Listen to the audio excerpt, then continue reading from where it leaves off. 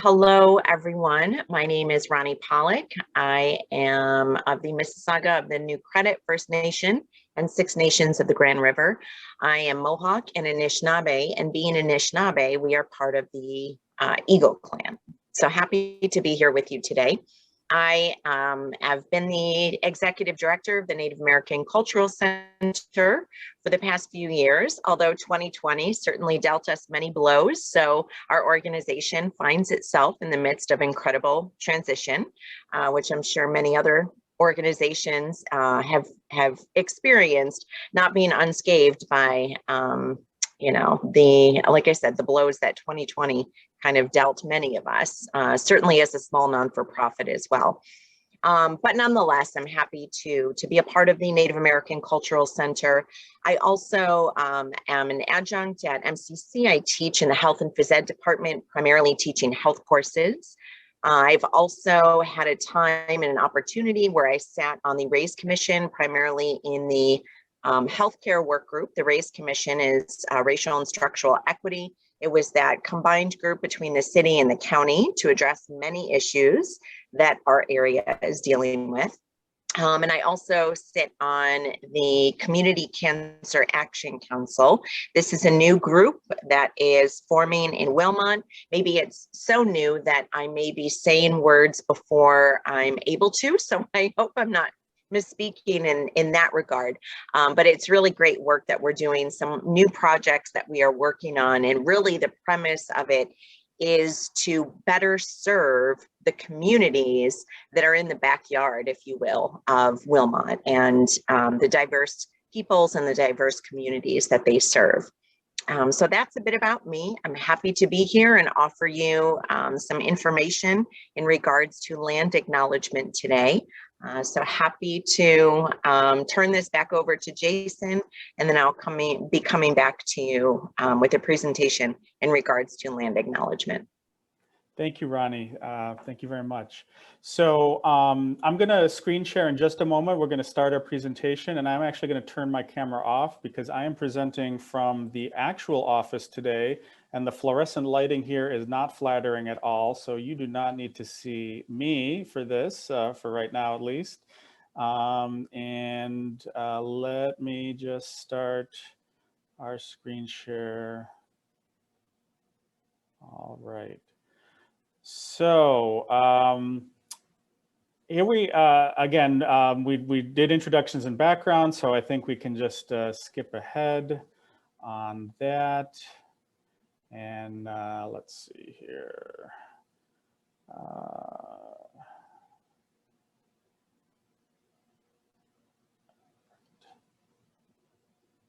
Apologies for the technical. All right, so I think Ronnie's going to get into this more, but I just wanted to put up this image, just a bit of background on the Haudenosaunee, who we may have learned them as the Iroquois, and where geographically they exist, do exist, and were traditionally living in generally in upstate New York. And I'll talk a little bit more about the history, and I know Ronnie is going to get into a lot more about that. But now, again, from my understanding, is because of the history, especially the Revolutionary War period, the Haudenosaunee are now on both sides of the US-Canada border, and also, as you can see on this map, in southern Ontario and southern Quebec.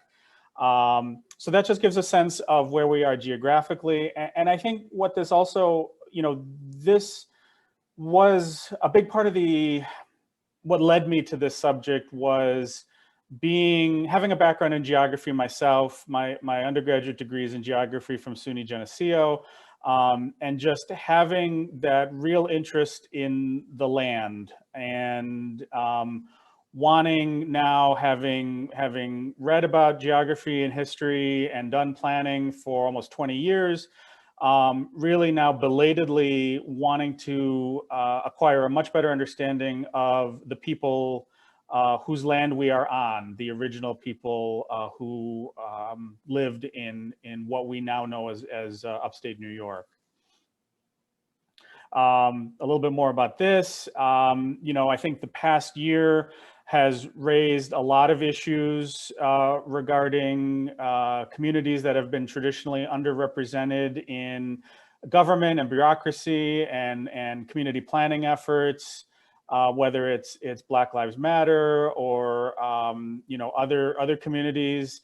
I think that was also what partly inspired me to want to learn more about this subject and understand, again, because planning as a profession is so related to the land, understanding the folks that were here first, and that planning is directly related to this physical place.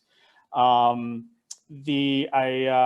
hope this statistic is still correct. I just looked it up a few minutes before we started, but the indigenous population, the Native American population of New York State, is about 1.1% of New York State. So not a very large population, and unfortunately there are very tragic reasons for that historically. But just because today the indigenous population is small, that's not any reason at all to not include them in the planning process and acknowledge the fact that the land that we now occupy was and is theirs. This is a fantastic resource that I've become aware of. It's actually based out of Canada. This presentation, by the way, will be posted on Genesee Finger Lakes website, and the website resources within the presentation will be live links, so you'll be able to access this. But this is a wonderful interactive map that I found that shows the traditional territories of indigenous people across North America, and actually they're expanding now into Central and South America and Australia, and looking at helping to raise awareness and educate people like me who want to learn more and understand the traditional residents of our region. And I think what strikes me is that we are so used to seeing sort of the map of the US or the map of New York State with county boundaries, state boundaries. Obviously, those were all drawn by white people of European descent who colonized this area. And I think it's very powerful to look at images like this, which shows a very different geography than I think we're used to seeing for upstate New York. I know Ronnie's going to talk more about this in her presentation, but in the past few years, between visits and friends of mine that live and work in Canada, I've become more aware of the Indigenous Land Acknowledgement, and I think Canada might be a little further ahead in this regard than we are, although I know this is happening more and more in the United States. And it's both can be in my experience, both a verbal acknowledgement at public meetings or a written acknowledgement in public places, like the images you see on the right. I happened to visit pre-COVID, just a few months before COVID, the Peel Museum and Art Gallery just west of Toronto in Southern Ontario, and they have a acknowledgement there in the museum and art gallery. And again, this website I found to be a great resource on this issue, how to do it, some things to avoid, and a lot of information there. This again goes back to my interest in this topic and linking it to local planning, land use planning, and local history. In my almost 20 years of doing this, I've read a lot of local planning documents. Comprehensive plans especially tend to include a section on local history and a description of the community, and they can many of them, as is how we've written history, as white white Americans of European descent, and it starts with the first white person to arrive in a given community. And in fact, you see sometimes signs when you cross a town or village boundary that says settled in 1790 whatever, or settled in 1805, or whatever the date may be. And I think now, I never gave a second thought to that for many, many years. And now, I feel, because of a lot of the awareness that has occurred for me personally, but also, again, looking at groups that have been traditionally underrepresented, that sort of language seems odd to me now. That yes, they were settled by white people in those dates, but there had been human beings living on that land long before those dates. And I think that goes to one of the issues that I'm hoping local governments will begin to maybe take a look at, about how to use better language in some of these documents and official posting and signs and things like that, to be a bit more sensitive to the peoples that were here before. What's on the screen, I'm not going to read the whole thing, but that's an example that actually comes from a Wikipedia article on a local town that shall remain nameless in the region. But the language, this is very similar to the kind of wording you see in comprehensive plans and local histories. The language, I hope that many of us are becoming more aware of some of the awkward and hurtful language that is included in some of these statements. And I highlighted a couple passages that, shortly after the destruction, the surviving natives moved elsewhere. Well, that, to me, that's a very sort of whitewashed, almost incorrect version of events that happened, that suggests that the native populations, they were no longer happy in this part of the world and they decided to move elsewhere. Well, they really didn't have a choice in the matter. It was, historically much more violent and forceful than that. And so I think that may be an area where we can improve some of our outreach on local history issues. We have a really good example. I was so happy to hear about this last summer and fall in Fairport. There was a historical marker here that has been there since 1949, and it commemorates the first white child to survive in, I don't recall if it was the town of Fairport or the village of Fairport or the town of Parrington. Regardless, what the community decided last year, including the mayor of Fairport, is that this language is no longer appropriate for current times, and this sign was removed. And I'm sure people have mixed feelings on this. I personally don't feel that this is an erasure of history, but I think there are much better ways to tell the story of the land we inhabit in a much more inclusive way, not just in terms of the diversity of people, but also looking at a longer time frame. Again, so much local history, begins with the first white person to arrive, and I would love to see local histories do a more inclusive job of acknowledging and including the history of the peoples that were here before the white people arrived on the scene. Continuing sort of on that topic, these are some historical markers that, again, include some really harsh and in some ways, I would imagine hurtful language. And I think just going back to the history itself, I think a lot of us forget in upstate New York, we tend to we tend to think of the Erie Canal and the people who came just before that, sort of settlers from New England in the late 1700s and early 1800s. And we don't always have a good understanding or acknowledgement that there was even European history happening here long before that. You know, it's not apparent, or at least to me, readily apparent that, you know, we were on the fringes of colonial France in the 1600s, and the expedition of the governor of New France, de Nonville, in 1687 occurred in what is now upstate New York. And, you know, there's a sign there on the right that is in the town of Webster.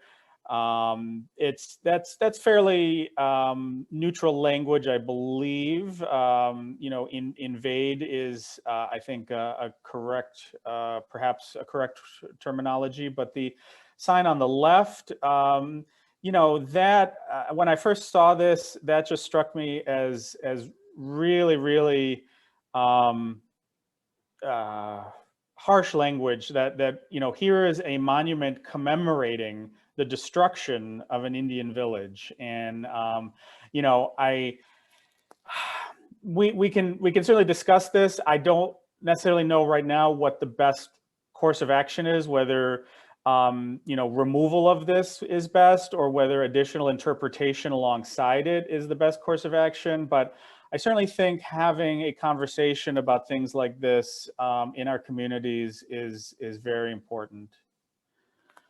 On a much more positive note in terms of signage, one of the things that I was very interested to see on my own travels on Interstate 86 in the Southern Tier was the addition of Seneca language place names along I-86 and other highways. You can see that on the lower left there, the town of Cold Spring.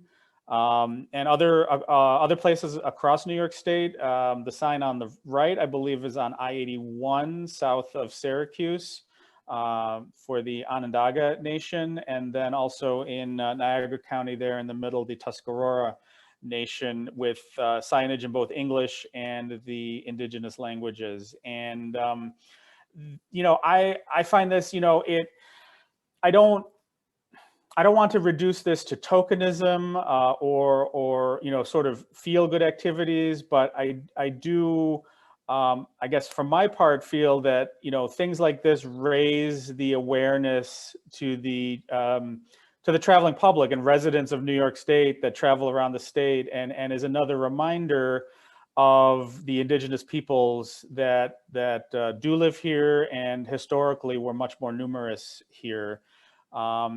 An example that I did not put up, and I'm not sure if Ronnie may know more about this, being Anishinaabe, but the city of Toronto has been posting street signs, especially streets that follow historic indigenous pathways in the city of Toronto, like Spadina Avenue or Davenport Road in the city. They will post with the English street name. They will also post the indigenous language name for that that pathway, marking that it was originally an indigenous route across the landscape. Again, here, just a little bit of background in terms of the tribes and reservations that are recognized in New York State at both the federal and the state level. I want to say New York is fairly unique in the eastern United States in terms of the number of reservations that we have. But I think that is changing as more and more tribes are better recognized by the federal government and having some of their traditional reservation lands returned. But I'm not 100% sure on that. And again, as I said before, I'm going to make mistakes, and this is a subject that I would like to learn a lot more about going forward. I'm going to obviously not read all this, but I included this in the presentation. I think Ronnie is going to touch on some of these resources. Many of them came from her when her and I first met several months ago. She provided some great resources. I had a chance to watch the documentary Dawnland. I highly recommend it if you're able to do a screening. There's been periodic screenings on various web platforms over the past several months. A couple of books she recommended, and I included a couple more sites that that I've found useful to me, including professor from my alma mater, Geneseo, Michael Leroy Oberg. His website is there, and then the website for Ganondagan, which if you've not visited, certainly visit the website. But if you can go out and visit the site in person, I believe the hiking trails are open. I'm not sure about the museum and cultural center, but it's I learned so much from visiting that website. And what I think one of my favorite parts is there's a reconstructed longhouse there, which was the a type of dwelling that the Haudenosaunee built and lived in upstate New York. And you know, it's one of these things that I know I remember learning about in fourth grade history class, and but to be able to see one in full size in real life, and be able to walk through it and experience what that you know, that structure was like, to me it was like, you know, it's like visiting Genesee Country Village Museum or Colonial Williamsburg, but for the peoples that were here before the European Americans arrived, and getting a real lived-in sense of what you know, what their life may have been like. And so being able to experience that in real life in 3D was really great. I don't know if the Longhouse is open now during COVID, but please do visit their website for more information on that. I included our information here, but you don't need to copy all this down. We will make this available again on the website. I'm going to stop screen sharing now, and again, if you have questions or comments, please put it in the chat feature. I'm going to be watching that, and with that, I will turn it over to Ronnie. Thank you all. Yeah, thank you, Jason. Yahweh, thank you. That was a great presentation, great information, great perspective, and some of what he had shared, I will expand a little bit on. But before I do that, I'll go ahead and share my screen.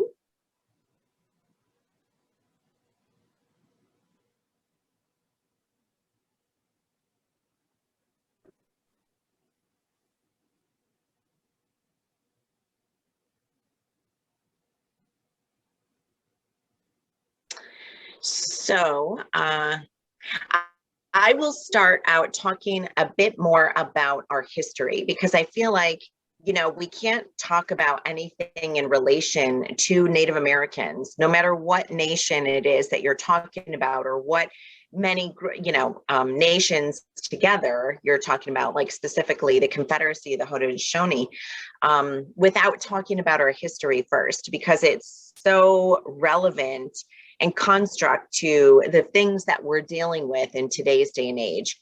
So I'll spend some time talking about history.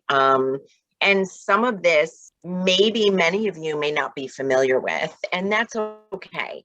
Unfortunately, that's normal. But I think it's really important, again, to address the history, because oftentimes there are misrepresentations of our history, and that leads to what we refer to as invisibility, or this invisibility factor. You know, when you consider how Native American history is portrayed in the classroom, oftentimes when it is being taught, we are referred to in a past tense. You know, these are how the Native Americans used to live. These are the ceremonies they used to keep. These are the songs they used to sing. These are the foods they used to eat. And it's like, no, we are still here, vibrant, living in this world in a modern day life, but still holding true to our traditions and our culture. So some of this history, you know, may not be familiar, but I'm still, you know, happy to share that.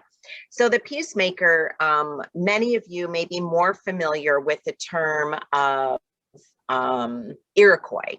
but Iroquois, it's a French derived word, where Haudenosaunee, Haudenosaunee means people of the longhouse. And that is more, respective to the Haudenosaunee people, as opposed to using the very French derived term.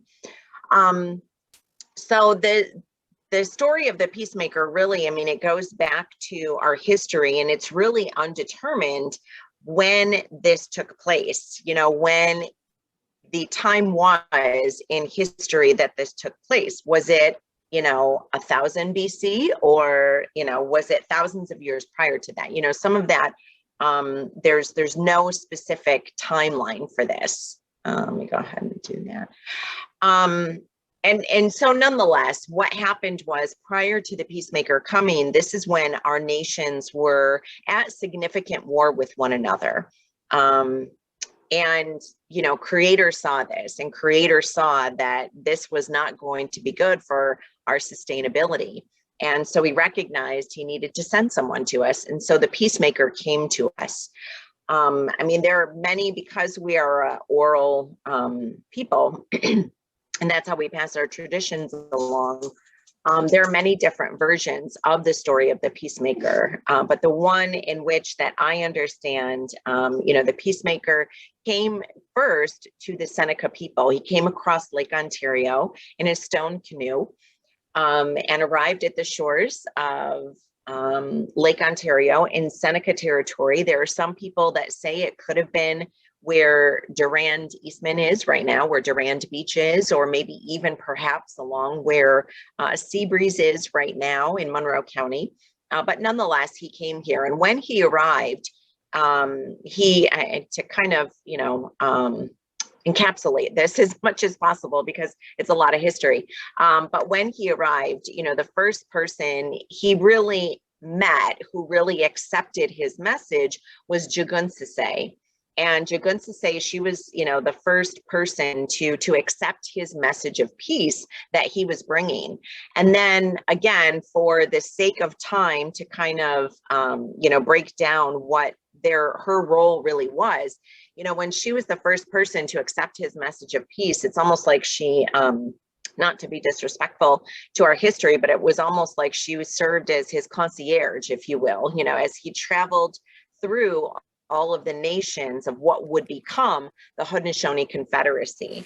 So he traveled to the Mohawk Nation.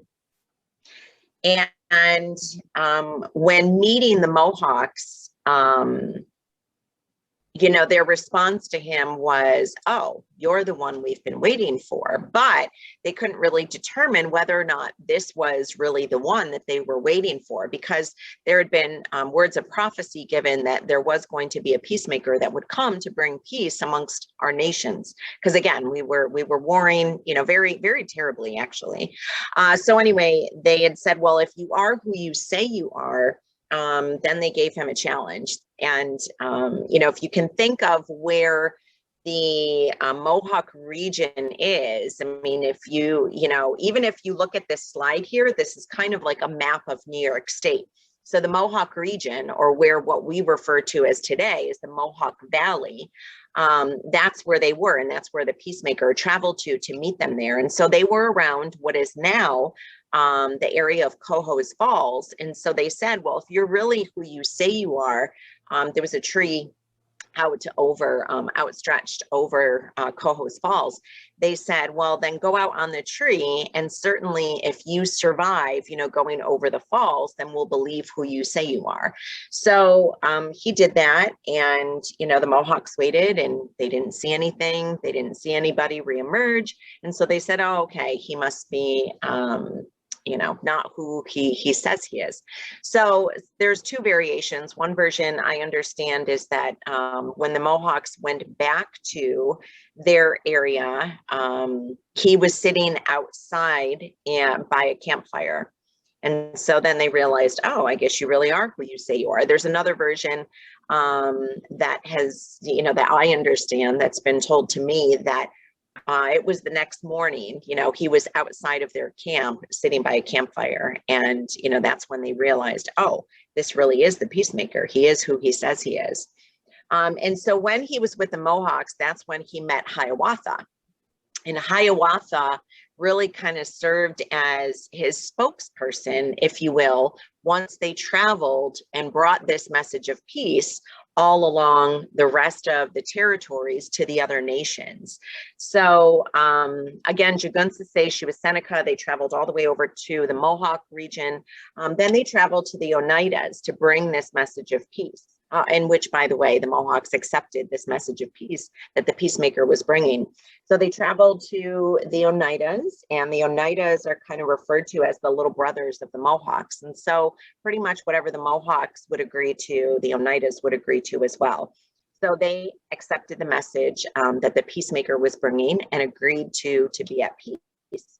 Then they traveled over to the Cayugas, because the Senecas, I believe, had already accepted the message of peace. That's where Jugunsase came from. And then they traveled to the Cayugas, and the Cayugas are seen as, or sometimes referred to as, the little brother of the Senecas. And so whatever the Senecas agreed to, then the Cayugas would agree to. So they adopted rather to this message of peace as well. And then there was the Onondagas, and within the Onondagas, there was a person by the name of Tedadaho, and he was very feared because while all of this fighting and this turmoil and really some of these gruesome battles were taking place, Tedadaho was involved in that. And from what I understand from the stories that have been told to me is that he was almost unrecognizable. You know, he had like snakes in his hair, you know, his body was all twisted, but was really, really feared for his fierceness when he was, you know, fighting.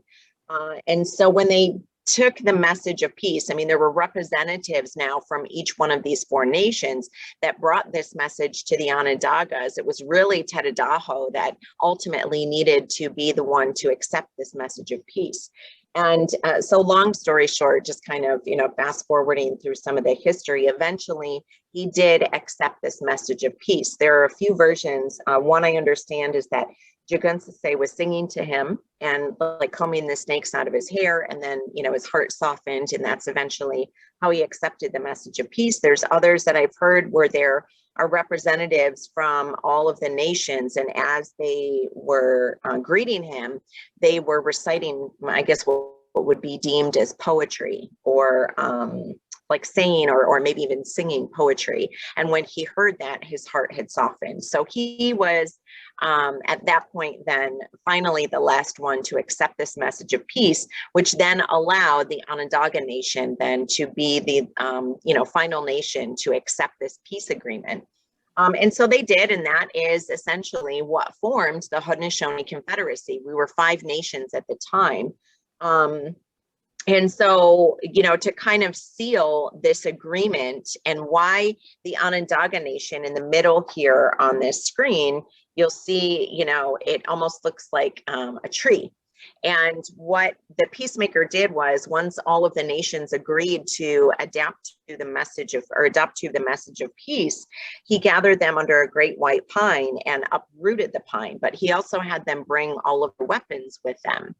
And in order to seal this peace agreement, he had them bury all of their weapons in this cavity of where the tree was, and then uprighted the tree, knowing that, you know, once those weapons buried, you know, very deep underground, there's water that travels, you know, water currents, and eventually those weapons would be swept away forever, so that once we're agreeing to this peace agreement, we could never return back to warring. You know, we could never basically you know, stray from our agreement to this message of peace by returning back to our weapons, because they're not there anymore. And so the great white pine is very symbolic to us, as well as the Haudenosaunee nations and within the Haudenosaunee Confederacy. So those are the 5 nations. The 6th nation came about 1722. It was the Tuscaroras. They were actually seeking asylum. They originated from the area of somewhere in North Carolina. I can't remember off the top of my head specifically where, but they were seeking asylum because they were, you know, being taken captive, being put into the slave trade. And so the 5 nations agreed that, yes, you can come here and we'll, adopt you in as one of our own, and they became the 6th nation. So I share all of that history because it brings such significance and such importance to the Haudenosaunee people who are here in this territory of what New York State occupies. And this is a very rich and steep and deep history, one that we still celebrate today. I mean, even the message of peace that the peacemaker left us with, it is a charge really that's given to all of us as Haudenosaunee, that this is something that we are to commit to for the rest of our lives, and not only for our lifetime, but for the next 7 generations. So we are also a 7 generations principle people or concept people. So meaning that the decisions that we make are not just about today. It's not just how does this benefit us today?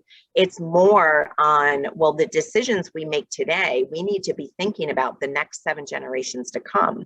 So in that same thread, it's very important for us to be able to, continue to teach our young this message of peace, because again, this was the charge that we were left with. This is what we agreed to as Haudenosaunee people. So it's our responsibility to carry that message of peace wherever we go.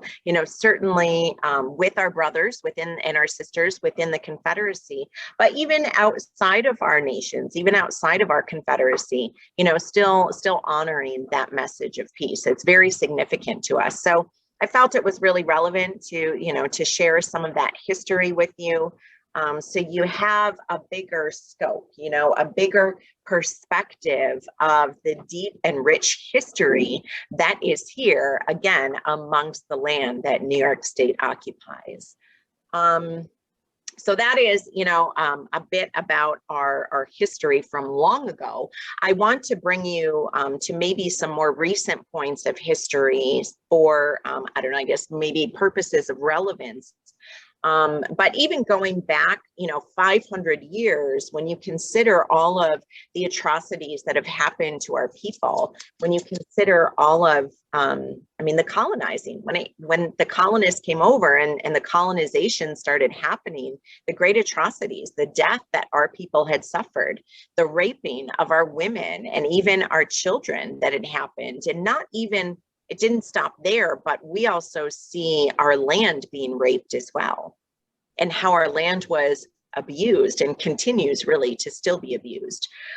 Because the colonizers originally saw us as being lazy, because we weren't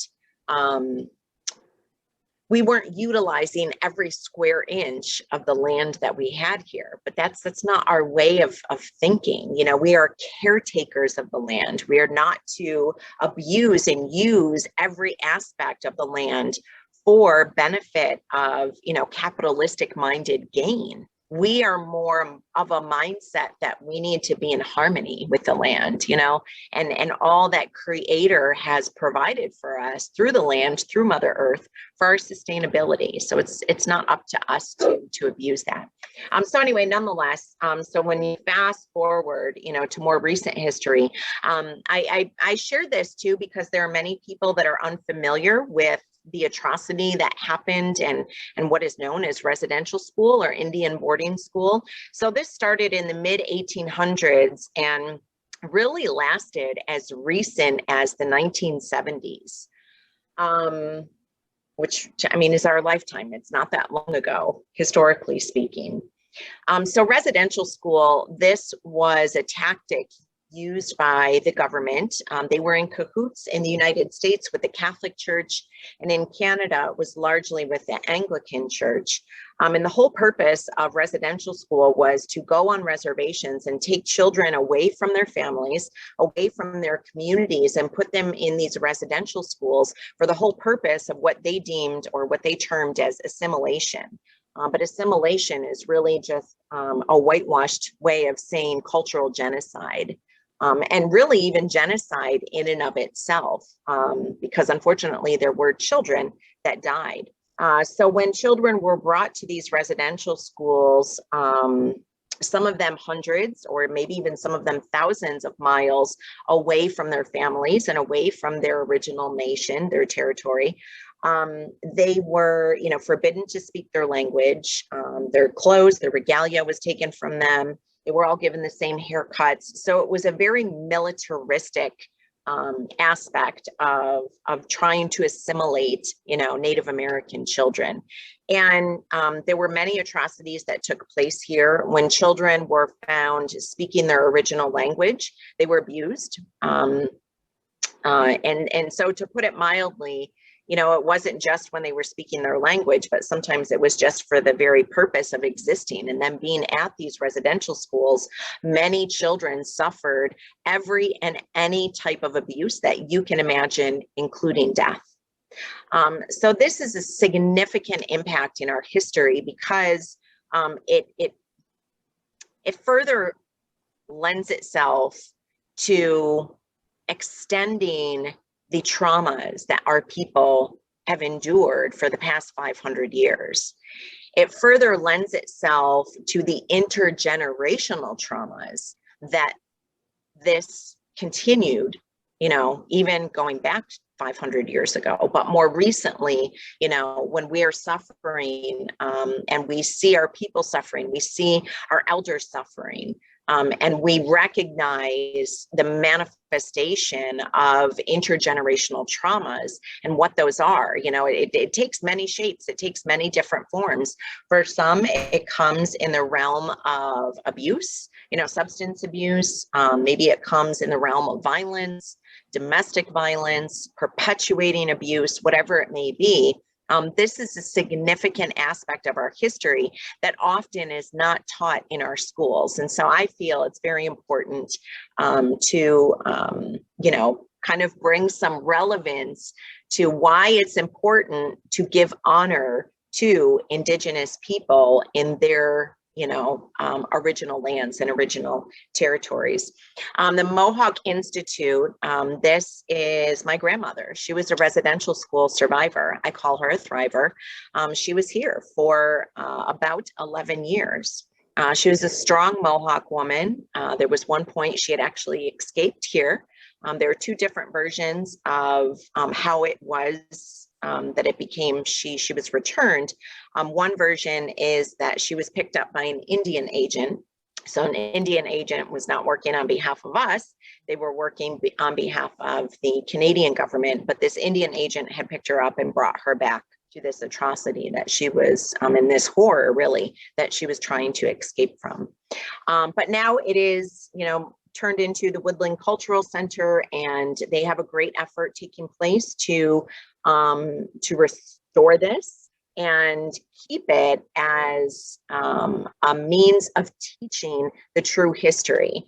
I think Jason had mentioned previously that the Canadian government really is, and the Canadian people, I think, really many, many steps ahead of us, comparatively speaking, in the US, as far as an awareness of what the true history is that happened amongst First Nations people or Indigenous peoples on their land. And they have what is called a Truth and Reconciliation Commission. I would certainly encourage all of you to Google that, to look that up, to see what that means, what it's about. But basically, it's a charge that the Canadian government has given to Canadian citizens to familiarize themselves with the true history that happened in Canada and the true history that happened to their First Nations peoples. And really, they leave that charge with them that, okay, here's the information we're giving you, but now that you have this information, the expectation is that you will do something with it. They don't give you a directive on what that is, that's for each individual to kind of take on their own. But nonetheless, I feel like they are certainly leaps and bounds ahead of us as far as reconciliation is concerned. But anyway, I just wanted to briefly talk about some of our most recent history. Again, I think it gives perspective, and I think it gives a little bit of a more understanding of the vast scope of what has happened to us as Indigenous people across this land, and even more specific to the Haudenosaunee people as well. But land acknowledgements. So I'll spend some time now talking about land acknowledgements.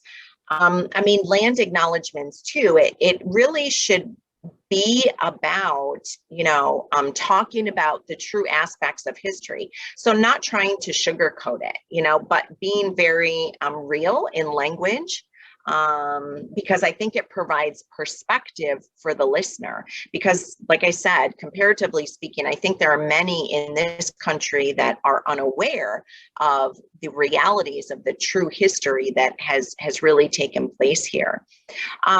So, talking about the dispossession, even specific to the Haudenosaunee people that happened to create what is now New York State and the land that New York State occupies, using true language to describe that. Again, not trying to sugarcoat it.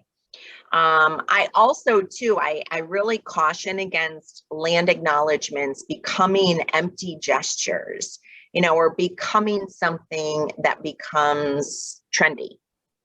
Because everybody is doing it now before a conference or before a meeting or before a gathering. I really caution against that because I don't want it to be empty words. I don't want it to be an empty gesture. So when a person is hearing a land acknowledgement, there has to be a call to action, because without action on the part of the listener to work to overcome or remediate a long legacy of violence against our people on our own land, I mean, it's just words, it's just something that gets recited. So there has to be real depth, to a land acknowledgement when it's offered. So like I said, I really caution against land acknowledgements becoming trendy or becoming more even performance-based. And again, I don't want them to end up being like this empty call to action, or like I said, performance-based, or even like a performative allyship, but having some real depth and real scope, to the land acknowledgement. Some other things I really caution against too are, using the phrase used, as in used to, these are the people that used to live here. These are the people that used to occupy this territory. And it's like, no, we are still here in a modern day, living a vibrant life and still honoring our traditions and our culture.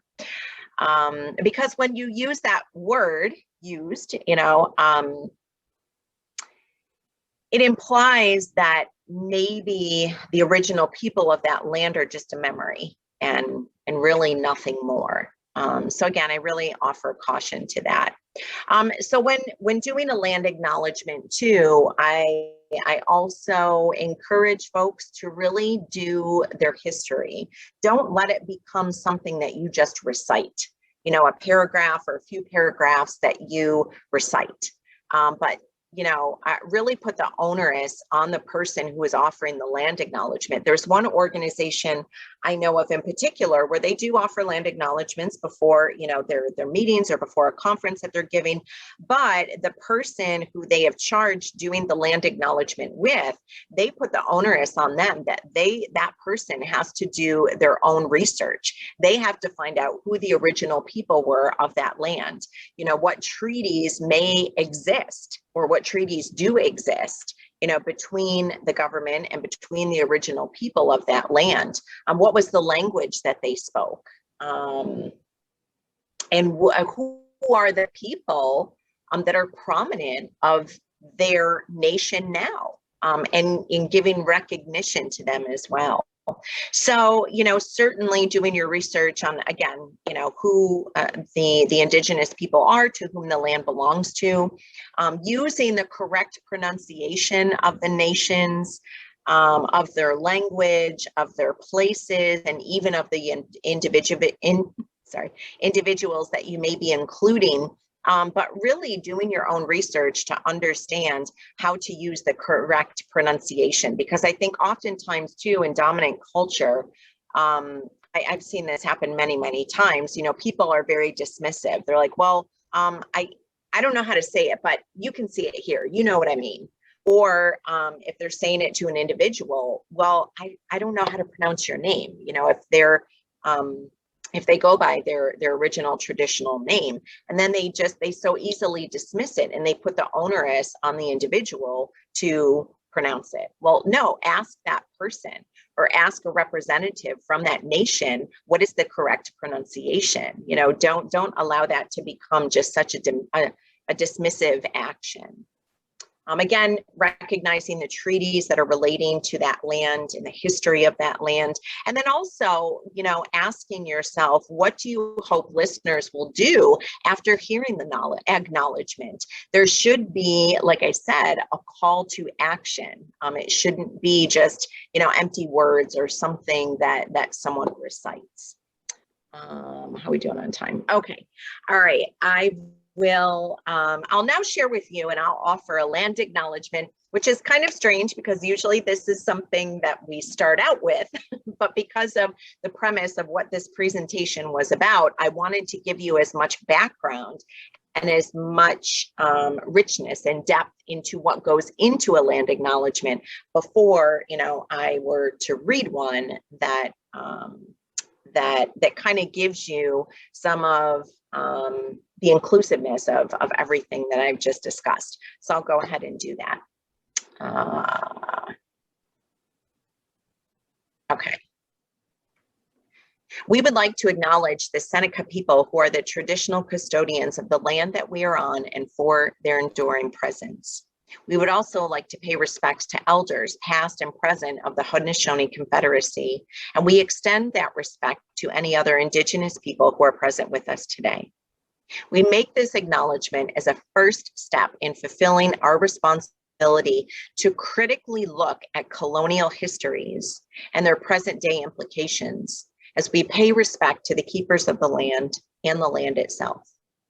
We are aware that acknowledgement is not reparation, and land acknowledgement without active steps towards education, support of the Seneca Nation, and sincere efforts to undo colonial legacies means very little. So that is an example of a land acknowledgement, one that I use. And I just wanted to make mention of some of the topics that Jason hit on, especially when it comes to land markers and statues. That is something that is, I don't know, a very touchy topic, if you will, because when you really consider land markers and statues, land monuments, it is most oftentimes always from the perspective of the victor, or from the perspective of dominant culture. And so thank you, Jason, too, for giving awareness of that and really calling some of those out, especially the one that just perplexes me is the one about the Clinton Sullivan campaign. So that, you know, I just, as you move forward and, you know, whatever your respective positions are for those that are gathered here for this presentation, that is something that I really want you to be thinking of, in addition to the land acknowledgements, but the perspective that land markers and land monuments, even street names, are they lending themselves, you know, to the perspective or the side of more dominant culture, or of the victor? I mean, because really that's what land markers and statues do, right? It's always about honoring the one who was the victor in the battle. So, all right, I want to leave time for a question, so I will stop there. But thank you again, Yahweh, for the opportunity to be with you today, to be presenting on land acknowledgements. That was excellent, Ronnie. Thank you so much for participating. I learned a lot. I learned something new every time. The Haudenosaunee flag was really interesting to see how that reflects the Five Nations in the design of the flag. We've come up to 12:30. I'm happy to hang out until 1 or so. If people have questions, please raise your hand virtually, and we can. It's a little difficult in Zoom to have everyone sort of the danger of talking at once. So if you can use the raise your hand feature, or again type your question or comment in the chat feature, and I'll be watching that. While folks think of maybe something they want to ask or comment on, I just want to share one more story that I had from my original time working at Genesee Finger Lakes back in the 2000s. As a much younger planner, I was working on a flood hazard plan for Tonawanda and Awatka Creeks in Wyoming and Genesee County. And one of the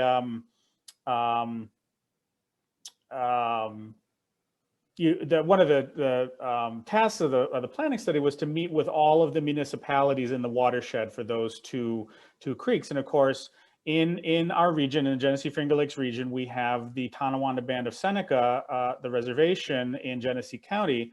And we met with them in an effort to learn more about how the tribal government does local government, sort of, land use planning, building permits, anything like that.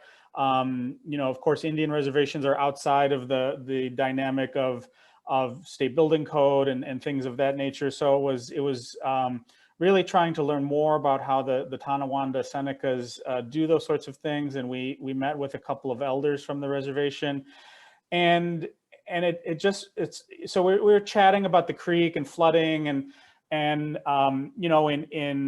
sort of the other municipalities, other communities in the watersheds, we often talked about zoning and using, overlay zones to regulate development close to the creeks or in the floodplains. And that was, a question I asked the elders on the reservation. And I said, so what, how do you do building permits? How would you prevent somebody from building a dwelling close to the creek where it might flood?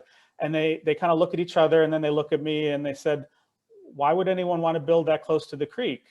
And I said, well, I was dumbstruck for a moment and thought, well, of course, yes. Why would anyone? But of course, many people do across our region, build in environmentally sensitive areas or places subject to flooding or inundation. And that was just, that was a very, very impactful experience for me as a young planner. So I've been told we don't have the raise the hand function when it's not a webinar. So if you do want to put your camera on and wave your hand in real life, I'll be watching for that. Or again, text or put a question in the chat feature, we see we will definitely post the presentation. I will post mine, Ronnie, if it's okay with you, to share your presentation on our website. We can do that with your permission. And it's under the reaction. Sorry, raise your hand is under the reactions button. And I don't know that I necessarily see that as the host. So however you want to get my attention, use any means you can. And Christine, are you demonstrating the raise your hand feature, or do you have a question or comment? I'm both demonstrating the raise the hand feature and wanted to verbalize for folks where to find that. If you look at the bottom ribbon on your screen, you've got your mute, your start video, participants, chat, share screen, record, and then reactions, the smiley face with the plus. If you click the smiley face with a plus, there is a button at the bottom that says raise hand or lower hand. And I'm going to lower my hand now. And then I'm going to thank Ronnie and Jason for this spectacular presentation. It was, I actually snuck my husband in on this presentation as well, and you couldn't hear him throughout, but he was adding his yes, yes, yes, all the way along to all of the information that was shared, and lots of, oh, I didn't know that, from both of us. So we appreciate the perspective and the encouragement to reframe our view of our community, whether we're wearing our municipal leader hat or our resident hat. So thank you both.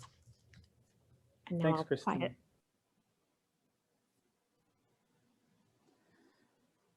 Okay, well, I am not seeing any more. Oh, we did have a comment.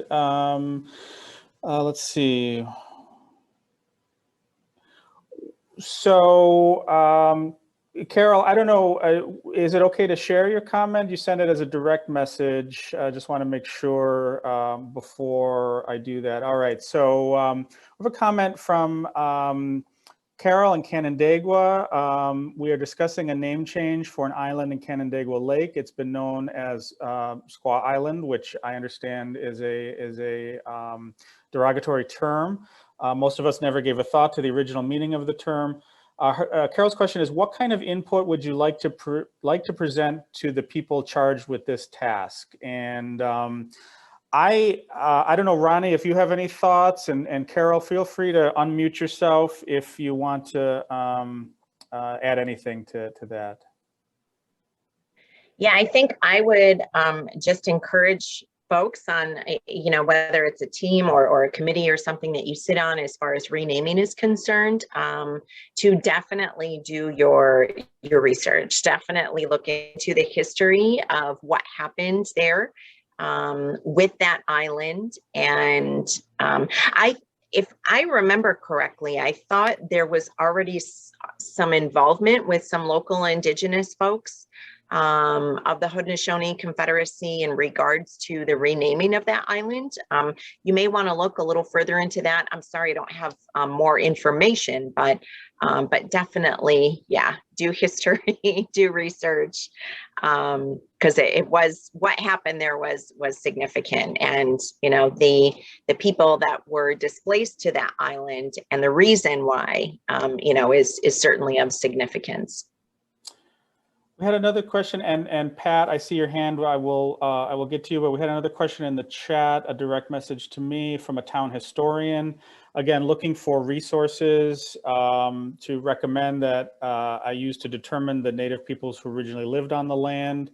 I liked that nativeland.ca, that website. It's an interactive map. I found that to be very helpful. And if you click on the actual, you can zoom in, you can zoom out, and you can click on the geography, and it gives you some background on the Indigenous people that live there.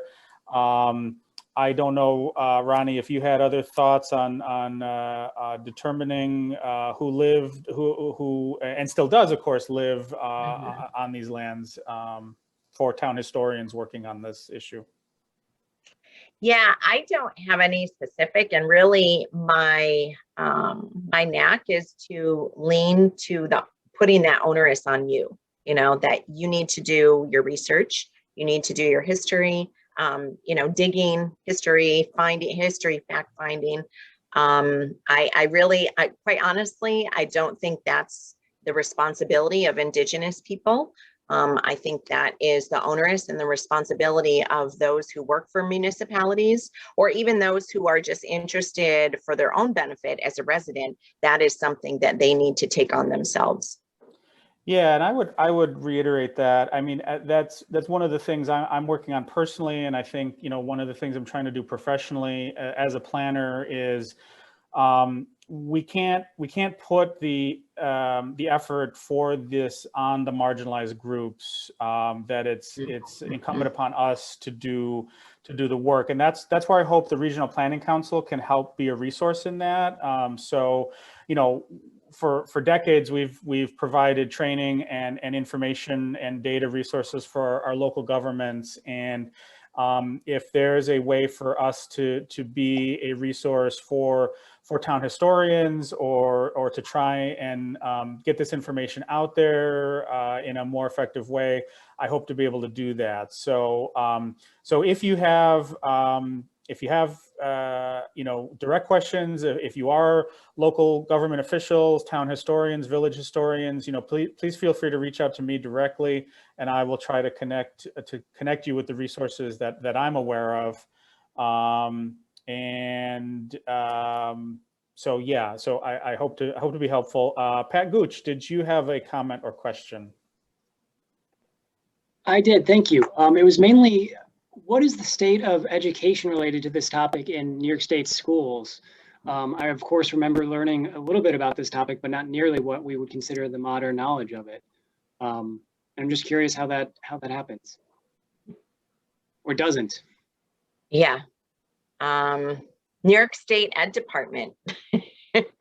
That's a good place to lobby. To be sure that the correct history is being taught. I mean, I understand that there are history teachers, throughout districts that are really, really doing their best to teach the correct history and teach, the truth of what really happened. But as far as, what is static as far as curriculum is concerned,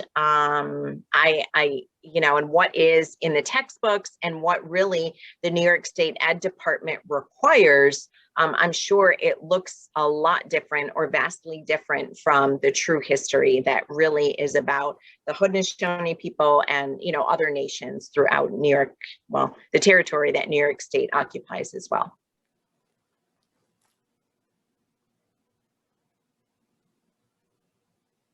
But I think it's great. I mean, Ganondagan, like Jason had referred to, is a wonderful resource locally, for those of us that, are in the Rochester, Monroe County region, or even Finger Lakes for that matter, because it gives a real depiction of our history. It tells the real truth, the real values about our people. And then, like Jason had mentioned, you're able to see in real life, what a true longhouse looks like.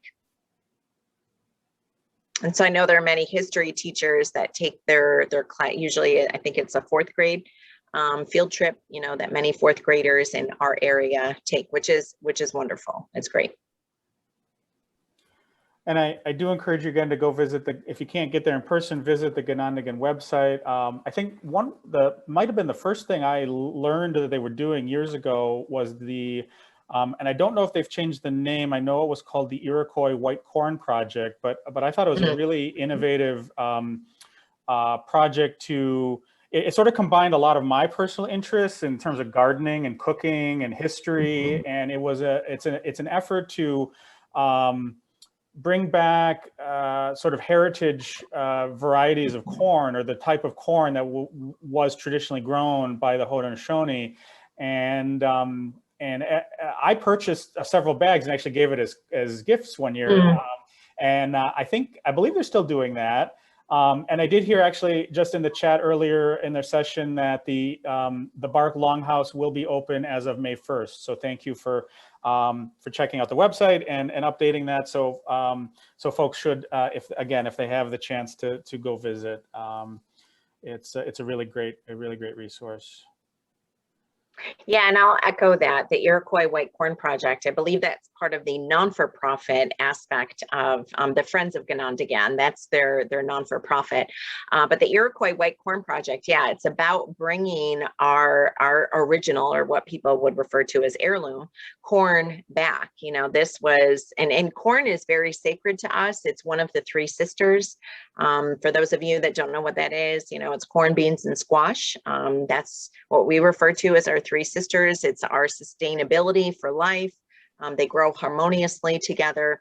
And there's many other significance that those sisters bring for us, but one of them is corn. And so bringing back the original corn, bringing back even the original, I guess, agricultural methodologies, for growing and harvesting has been part of that project as well. So bringing that back has really been significant, or has brought a significant amount of I don't know, just honor, really back to our people, and a way to, honor our ancestors and the way that, they planted, harvested the corn, and the uses that they had for the white corn. Great, thank you. I'm not seeing any more chat questions or hands, so I think we can wrap up. The last thing I just want to highlight is, as Ronnie and I both mentioned, and again, my personal sense is that Canada is a few or several steps ahead of us in many of these issues. But I did want to highlight and just remind folks that we are making progress, and we have now our first cabinet secretary, who is an Indigenous person. Deb Haaland, formerly Congresswoman from New Mexico, is now Secretary of the Interior in our federal administration. So, we are moving forward, and I hope we continue to make much bigger strides forward. So, with that, I will say thank you so much for attending. Have a great afternoon, everyone, and a big thank you to Ronnie. And I'll let you have the final word, Ronnie, if you'd like to say any final words. Yeah, just Nyawe. Nyawe is thank you, many Nyawes, for the opportunity to do this presentation in collaboration with you. But it's a great honor to bring this information to folks, and it's one that we don't take very lightly. Like, this isn't information I would just normally share off the cuff with anybody, so because it's our people, it's our history. So you want to be sure that, you're sharing it with the right folks, or that the ears and the hearts that are going to be the recipients of this information, in this history, and what is inclusive of our history, that they're ready and they're prepared to receive that information. So thank you for the opportunity. I'm happy to share this knowledge and this information. I hope that it helps folks give a greater depth of knowledge, to the Haudenosaunee people and to our history, especially certainly with the land here in New York State. Yahweh, thank you. Yeah. Yahweh.